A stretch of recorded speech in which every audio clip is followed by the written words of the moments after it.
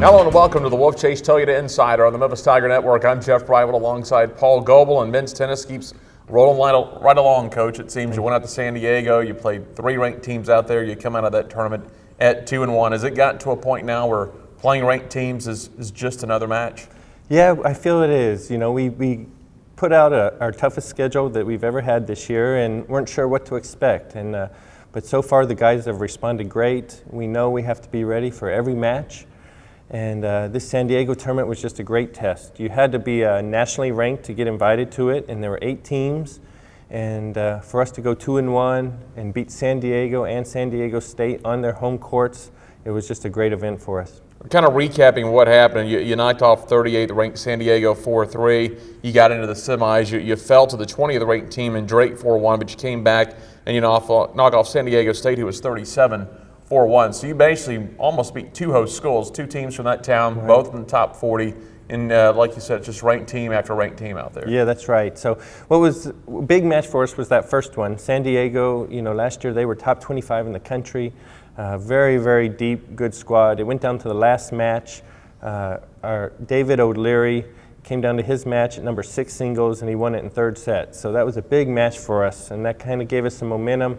It was a long match against San Diego, and then we had to follow up the next morning against the top 20 school in Drake, and we played very well. We had just maybe a couple points away from beating them. And then, you know, we followed it up the next day. San Diego State was a great win on the road. Coming into the season now, as you've now beaten 4 ranked opponents this year, and you're 7-5 on the season, was there any concern coming off last year's success that you're going to play this strong schedule, we've got the talent, but mentally will they be ready for it? Obviously they are ready for it by your record. Right. I think that was a big question mark, and we weren't sure how we'd respond after a great season, but so far it's been, you know, a great response by our guys. You know, we're seeing that, you know, the depth in college tennis is deeper than it's ever been. There's just more and more good schools, so we've learned that you got to be ready for every match. And it's just exciting to see these guys, and we're getting better. We got a lot of momentum going, and we're excited about the home stretch here. You got to think now with your ranking and your success against ranked programs that the Memphis name in the tennis, you know, right, sport of tennis and college athletics is all over the place now. People will recognize you as a contender nationally. That's right. We have respect all over the country. People know we're one of the top teams, and so they're ready for us. You know, we're getting their A game every match, and we're having to, you know, play our best to beat them. All right, Coach, let's move along now as you'll get ready to go down to Texas. You're going to face a couple of ranked teams, 29th ranked Baylor on Thursday, then 36th ranked TCU on Saturday. First of all, Baylor, a chance to get them back. They finished their season last year. Yeah, you know, they're always a very good tennis team, one of the best teams in the country over the past, you know, 7 to 8 years. Won a national championship about 6 years ago. You know, so playing them in the first round of the NCAA tournament last year was a great experience for us. It was a great, hard-fought match. We just came up a little short, you know, so playing at their place, it's going to be a night match. You always get a lot of fans, so it should be a great experience for us, and we're ready. We're ready for them. Even though you lost last year to Baylor, you had to feel encouraged. It wasn't a blowout. It was a 4-2 final on that one, so you played with it. It was just kind of for a lot of your guys, their first experience in that postseason play. That's right. You know, I think their experience in the postseason showed. You know, but now with the schedule that we've played with that experience, we can now go in and have a legitimate chance to beat teams like this. You're going to move then and play 36th ranked TCU. Yeah, TCU, we haven't played since they moved out of Conference USA several years ago, so it'll be fun to, you know, to compete against them again. You know, they have a coach that's, you know, fairly young and done a great job with their program, and they're on the rise again. So I think they're leading the country in attendance. You know, they're getting a lot of fans, and so it's going to be a tough environment for us to play, but we'll be ready.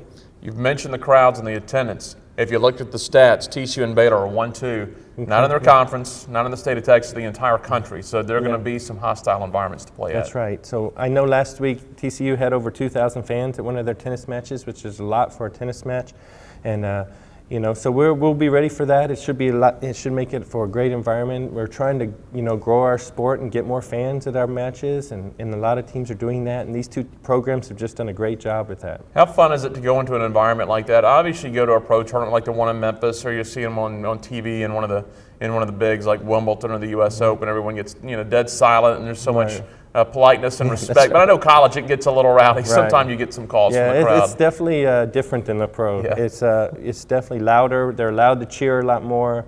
Unfortunately, the cheering's not always as friendly cheering. You know, it's not so polite when Right. it's when you're the away team. So you get used to that. But it's a different environment. It's a fun environment and a rowdy environment. Coach, let's talk about a couple of your players. Johnny Gremmel, 3-0 in league play on the week, picking up the win over the ranked opponents for the Tigers for that lone point in the 4-1 loss to Drake. He played pretty well to go 3-0. He sure did. You know, I'm real proud of Johnny. He started the season, you know, he was playing very well, and then he twisted his ankle in about our second week. So that put him back a couple weeks, and now he's healthy again and just playing the best tennis he's played this season. You know, when he does that, he's very hard to beat. So I expect him to keep that going. You tried to work some of your doubles teams this year, and we've talked before in doubles. It's such a chemistry thing. Do you get along with the person you play with? You kind of know what they do. They know what you do. But you decided to put David O'Hare and Joe Salisbury back together, and that's been a combo that's worked. Yeah, that's right. You know, they've played last 2 seasons together. Last year they were first team all-conference doubles team. And, you know, just with the players we had and some of the new faces, we tried some different combinations, and so we split them up for a while. But, you know, just nothing was maybe clicking quite as good as it could, so we put them back together, and they're looking great so far, and the other combinations are also gelling together. So I'm excited about our doubles. We've worked hard at it. Is doubles a thing that you almost have to pair them as freshmen so they have 4 years to really to develop together? That's ideal. If you can do that, that's what you like to do. It doesn't always work like that depending on the numbers and who you bring in, but yeah, the more you get together and the more you play together, for sure, it's going to make a huge difference. All right, Coach, congratulations out of San thank you. Diego. Best of luck down in Texas. Hey, I can't wait. Thanks. That is Paul Goebel, and I'm Jeff Brightwell for the Wolfchase Toyota Insider on the Memphis Tiger Network.